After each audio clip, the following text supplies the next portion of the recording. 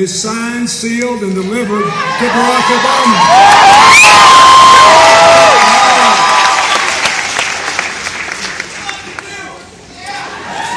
I want to thank Governor Hickenlooper, Lieutenant Governor Joe Garcia, who was in my administration.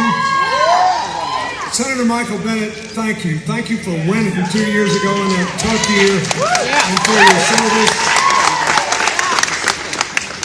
Representative Diana DeGette, who had to go out and campaign for herself, I gave her a pass. School Board President Mary Sewell, I think it's important to remember, this is the first time I've done one of these things where a school board president was speaking, and I think it's important because one of the things I just can't stand about this presidential campaign and a lot of these Senate and House races that have been taken over by these anonymous super PACs is that these ads they're running slamming candidates have nothing to do with how real people are going to be affected by the decisions they make. So thank you, Mayor. I want to thank former Mayor Wellington Webb, who's been a great friend of mine and who's here, and Federico Pena, who held 2 positions in my cabinet. Thank you for being here. And I've got a lot of friends in this crowd I've known for 30 years or more now, and I thank you for being here. I decided when our young field organizer came up here on his 24th birthday and was speaking that if he could wear a shirt and no tie and no coat, I could too. It's unbearably hot up here. I'm cheating. Look, I want to say 2 things before I get into the meat of the coconut here. First of all, most of my life has nothing to do with politics anymore. Most of my life is spent in my foundation, and I get help from Democrats, Republicans, Independents. There are literally people that work with me all over the world. I don't know what their political party is. Because we sit down and have sane conversations about problems and figure out what to do about them, and we make decisions based on evidence, and we keep score based on whether what we do works or not. It has nothing to do with what has happened to American national politics under the influence of a lot of these extremists who are trying to beat the president, trying to beat all our members of Congress, now spending $100,000 per state Senate seat in my home state of Arkansas, which has a fairly low per capita income and $100,000 in the state Senate seats at King's Ransom. And let me just tell you this. My experience is that in the modern world, where there are a lot of complicated problems, creative cooperation works and conflict doesn't. Constant conflict. Evidence works and ideology doesn't. Arithmetic works and illusion doesn't. A philosophy that says we're all in this together works better when you're on your own. Shared prosperity and shared responsibility works better than give it to the top and hope it trickles down. We got a decision to make. Now look, I'm going to say what I'm saying tonight because you heard from all the previous speakers that Colorado could decide this election. You heard from all the previous speakers that it's a close election. It shouldn't be, but it is. So I want to make the case for President Obama. And I want you to remember, and I want you to get more people to vote early, and to get more people to vote on election day, and to get more people to vote, period. I hope, first of all, that I have some credibility with you on the 2 key issues.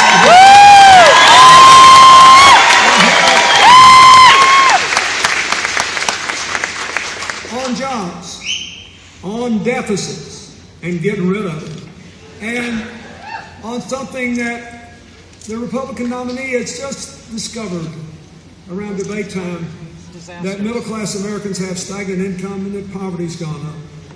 When I was president, we moved 100 times as many people out of poverty as moved out in the 12 years before I took office into the middle class they worked their way into.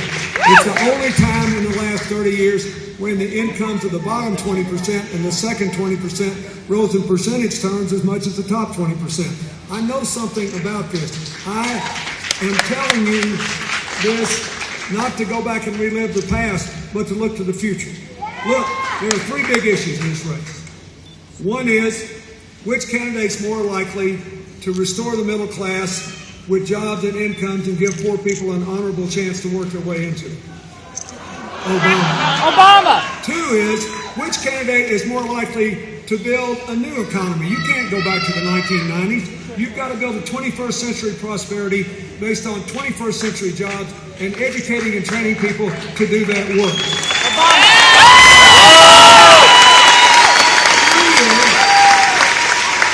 Three is, which candidate is more likely to do what every president is charged with doing and has been since our founding fathers pledged their lives, their fortunes, their sacred honor to it, to form a more perfect union.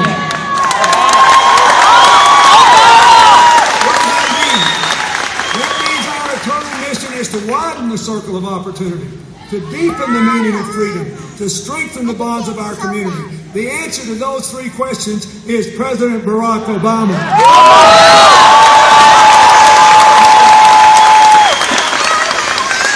You already heard from the governor that he took office, he ran for 2 years for president to fix a very weak economy. And then boom, 6 weeks before the election, we get the worst financial crash since the Great Depression. He takes office when we're losing 800,000 jobs a month. He put a floor under the crash and began the long road back. You heard from the governor what the numbers are. We're coming back. But as nearly as I can determine, Governor Romney's case is just what it always was. We left you a mess. It's not fully fixed. Put us in, throw him out. Let us do what we did before on steroids. And he said, the most interesting thing is, the other day, he has started promising us 12 million jobs. Right? You've heard it, right? Yeah. Here's what you may not have heard. It's probably just a coincidence. Woo! But right before he started saying that, two independent business groups having nothing to do with Barack Obama, Moody's Analytics and a group called Microeconomic Advisors, both looked at where we are and where they think we're going and said, if we don't do anything to mess up what the president has already done, we're going to get 12 million jobs in the next 4 years.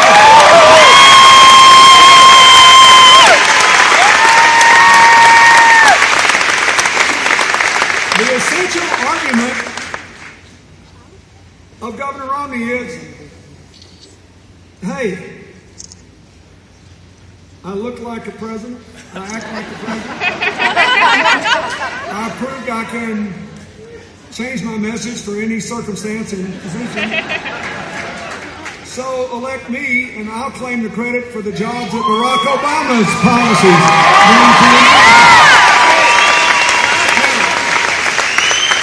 I like the arguments for President Obama a lot better. He's got a better jobs plan, he's got a better health care plan, he's got a better education plan, he's got a better budget plan, and he'll keep trying to bring us together. Look at the jobs plan. Obama says, if you vote for me, I will invest more in modern infrastructure, in clean energy jobs, in manufacturing, in innovation, in science and technology, in research and development, and in the education and training necessary to prepare our workforce. This is a huge deal.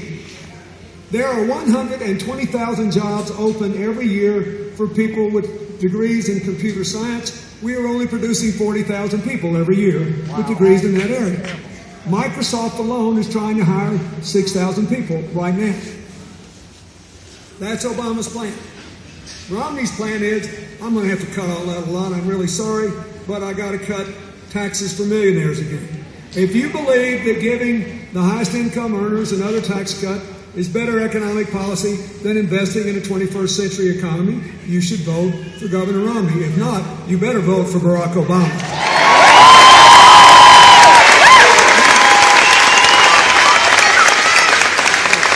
Here's a way better education plan. The investments in preschool and getting 100,000 more science and math teachers. And the race to the top, proving that public schools can excel. They're beginning to have real results. Romney and Ryan, they're going to have to cut all that stuff to pay for tax cuts.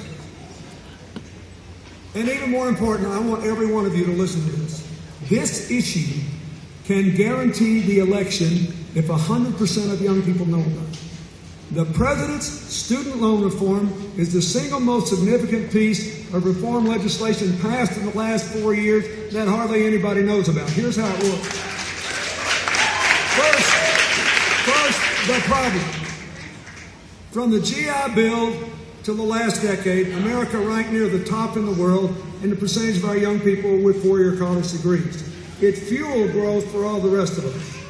We still rank near the top of the world in the percentage of our young people starting college, but we have fallen to 16th in the percentage of our young adults with four-year college degrees. And we all know why, don't we? It's because the cost of college has gone up to twice the rate of inflation, and the economy hurt a lot of families, and people were scared to take on more debt. They thought they could never repay it. So the president, first of all, started a study to see whether we could cut inflation in college costs in half the way we've cut inflation in healthcare costs in half in the last 2 years. And then he said, we're going to change the student loan program. The old student loan program worked like this. The government gave the banks fees to do student loans and guaranteed 90% of the loan. The new program works like this. The government sets aside a loan reserve, and any institution of higher education in Colorado says these people are qualified for the loans. Then they give you the money direct. The interest rates are lower. They're cheaper. But far more important, starting next year, every student in this country with a federal student loan will have an absolute right to pay it back as a low, fixed percentage of your income for 20 years.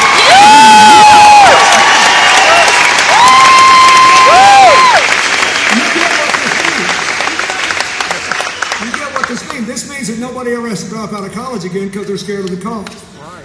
Or quit their job. And it means that if you get out of school and say you want to be a school teacher in a small rural Colorado district, or you want to go on a Native American reservation and help, and you can't make as much money, you can do that because your loan payment will be determined by your job, not the other way around.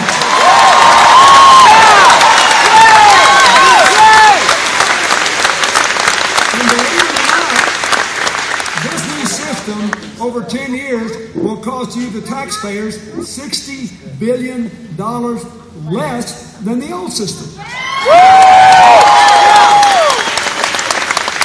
I know this because we did it on an experimental basis when I was president. Students saved $9 billion. The taxpayers saved $4 billion because once students could repay their loan, they did. Nobody defaulted.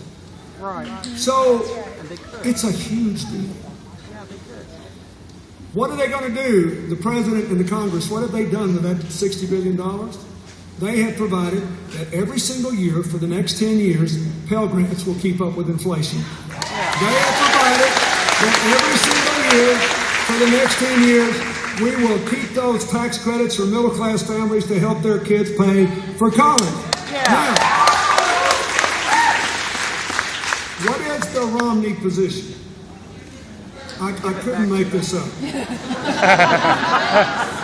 His position is to repeal the whole deal, give the $60 billion back to the banks, raise the price of student loans, make them harder to repay, and keep America dropping in the ranks of college graduates. Now, if you think that's better economics for America, by all means vote for him. If not, every young person within the sound of my voice should make sure every young person in the entire state of Colorado who is going or will go to college votes for Barack Obama.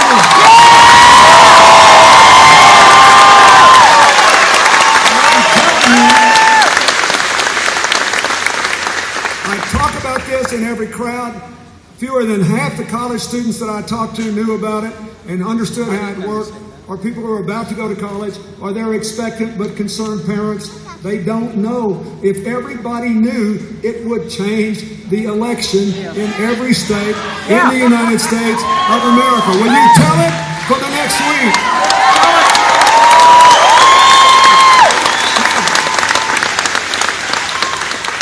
So we've got a better economic plan, a better education plan, we've got a way better health care plan. Could be better. This terrible Obamacare that everybody talks about, let's look at what it's done already. First, the rule that says 80 to 85% of your insurance premium has to go to your health care, not profits or promotion, means that this year Americans got $1.3 billion in refunds on their insurance rates, not counting California, which hadn't reported in yet, and that includes 207,000 families in Colorado who had their health insurance rolling because of that rule. The law has healthcare providers all over America looking for innovative ways to bring down the cost and improve the quality. So much so that health inflation has been at 4% or below for 2 years for the first time in 50 years. 3 million people between the ages of 19 and 25 have health insurance on their parents' policies for the very first time. And next year, more than 30 million Americans, many of them, millions of them with pre-existing conditions, will be able to get health insurance for the first time.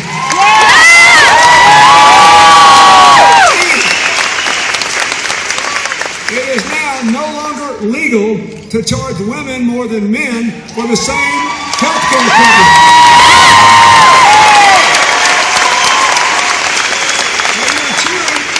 And most people have no idea that in many places, women were paying up to 50% more than men for the same health care coverage.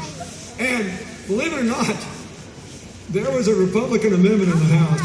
Again, I couldn't make this up. That some of the people I'm campaigning for have opponents who voted for, which would have allowed domestic abuse to be counted as a pre-existing condition. So if your spouse or partner beat the living daylights out of you, you could be charged more for your health care. So, what's the Romney position? Repeal this terrible law. Let the insurance companies go back to their former pricing policies. Don't cover those millions of people with pre-existing conditions. Governor Romney said, well, nobody dies because they don't have health insurance. They just go to the emergency room. Well, first of all, talk to somebody who runs a hospital and tell them that. People go to the emergency room later when it's more expensive, and they do die sooner. When they have health insurance, they see the doctor sooner when it's cheaper, and they do live longer. That is the fact. If you believe in fact, you better vote for Barack Obama for president.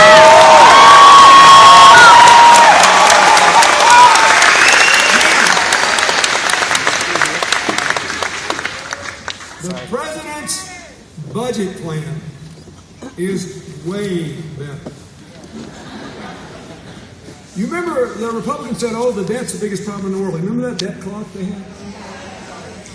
Now, they didn't tell you some things. That's just a clock or whatever it was, running those numbers up. This country never ran large structural deficits in peacetime with economic growth before 1981. In the first 8 years, they tripled the debt. Under the first President Bush, it increased 150%. Then I became president. It took me 4 years to get rid of the deficit. Then we gave you 4 surplus budgets in a row.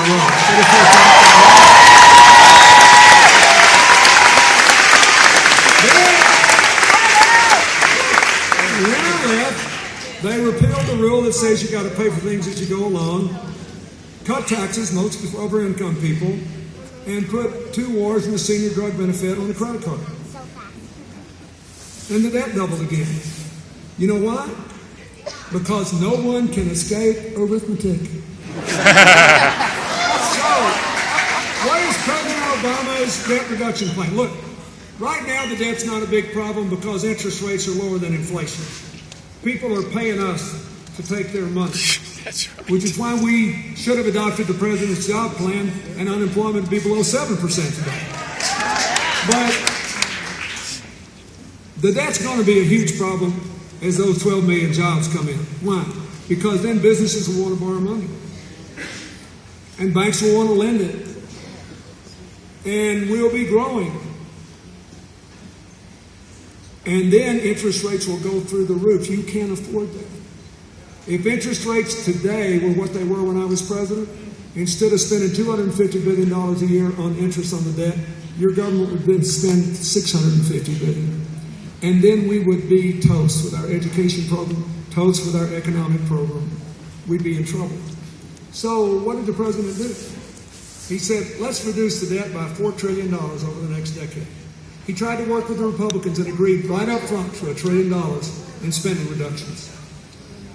And his plan calls for $2.50 of spending reductions for every dollar of tax increases. The taxes to be borne by those of us who reaped most of the economic gains and got the benefit of most of the tax cuts in the last decade.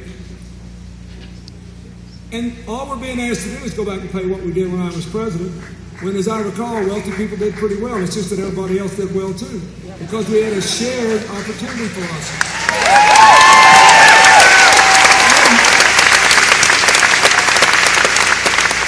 In this economy, where people have not gotten their wage raised in 10 years, partly because of health care costs, you can't justify raising income taxes on anybody else. So the president's plan honors our values and meets the test of arithmetic. Now, what is the Romney plan? If you had a huge hole and you hired somebody to fill that hole and gave them a shovel, what would you do if they jumped in that hole and said, first, I want to dig it deeper? You would unhire them. Romney's plan is a 20% across the board cut in taxes costing $5 trillion and a $2 trillion increase in defense spending the Pentagon has not asked for. He thinks he knows better than those generals what it will take to defend America.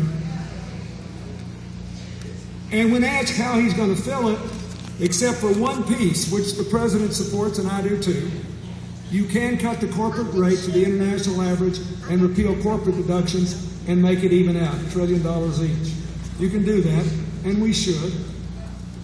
But the rest of it, when you say, well, Governor, how are you going to fill this other $6 trillion?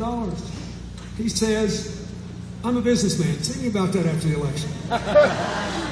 But it doesn't add up. Are you going to obliterate the federal budget for education and science and technology? See me about that after the election.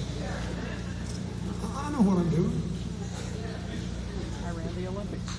Now, one of the things they're going to do that Governor Romney has admitted is to cut the Medicaid program by a third. That's another part of his health care policy. And let me tell you what that does. Most everybody knows that poor kids get their health care through the Medicaid program, but not many people know most of those poor kids live in working families. Yeah, that's true. But most of the Medicaid money goes to two other things. To pay for the nursing home bills of people on Medicare who don't have any money left. You cut it by a third, who's going to decide who stays and who goes?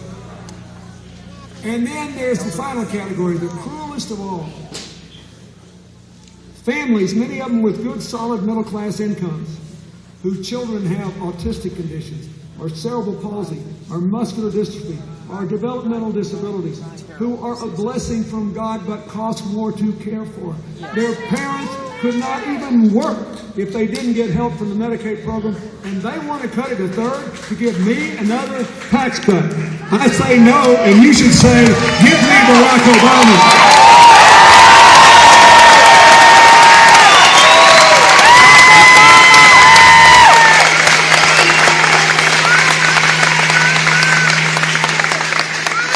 President Obama has a better approach to national security. He has been strong and intelligent and diligent in protecting our national security and trying to put diplomacy first in a world that is changing fast in unpredictable ways where things are outside our control, and we got to build a world with more partners and fewer adversaries. You can't kill, jail, or occupy everybody who might be opposed to us. Yeah. We have to defend ourselves, but we have to create a new world. And obviously, I'm proud of the Secretary of State, but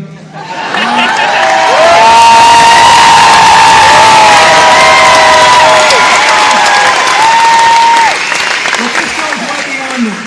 He ended the war in Iraq, he's bringing the troops home from Afghanistan, and he's committed to taking care of the troops when they do come home.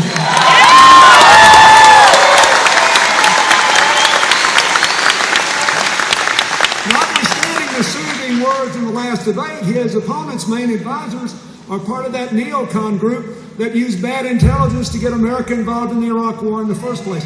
This is a clear choice. If you want to protect our national security and advance our diplomatic interest and our values, you got to have Barack Obama as president.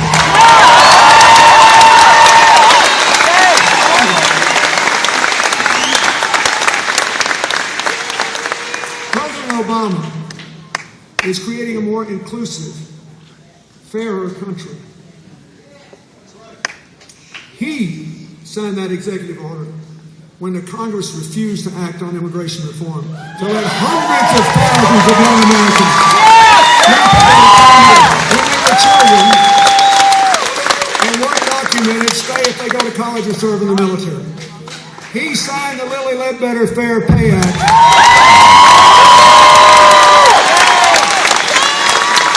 When his opponent was asked point blank in the debate, well, would you have signed it? He wouldn't give an answer. Now, one thing George W. Bush said that I agree with, the president is the decider-in-chief. To be the decider-in-chief, you have to decide. This law's been on the books for a little while now, but he didn't want to make anybody mad, so he just couldn't make up his mind whether he believed in equal pay or not. Barack Obama believes we should all be paid equally for equal work.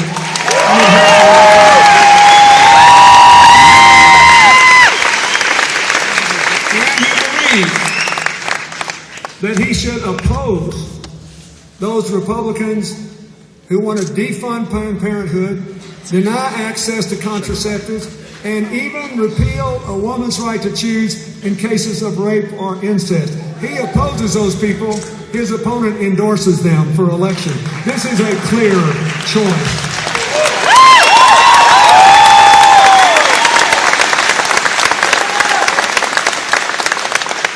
So, yeah, I want you to vote early. Yes, I want you to get other people to vote. But there are still people trying to make up their mind. There are people who are saying, well, I was so hopeful 4 years ago, and I'm just disappointed it's not better. I've heard all this stuff. Let me tell you something. I am more enthusiastic. I did 40 events for President Obama in 2008. I worked hard. I am far more enthusiastic about it today than I was then.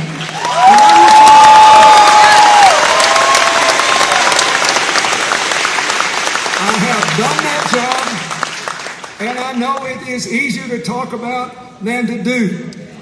He has done over and over and over again. He took this economy and stopped it from going into depression, started it on the long road back, laid out policies that will take us to a brighter future. And as I said, even these economic analysts say, if we don't do anything else, we're going to get 12 million more jobs. I want the guy at the helm whose policies brought those jobs about to make sure America's future is shared. And if you do too, you better help